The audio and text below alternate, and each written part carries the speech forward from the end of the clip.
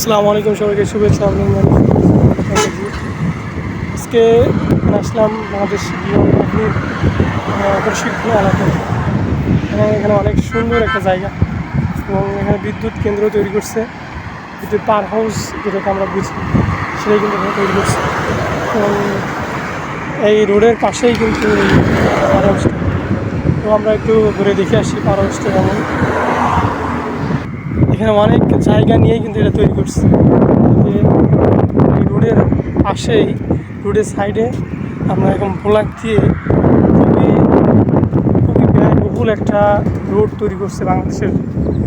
এটা এটা যে না দেখবে এই রোডটা, সে বুঝতেই পারবে না যে কত টাকা বা কতশো কোটি টাকা যে এখানে ঢালা হয়েছে, এখানে ব্যয় করা হয়েছে। এবং অনেক সুন্দর একটা রোড তৈরি হয়েছে এখানে।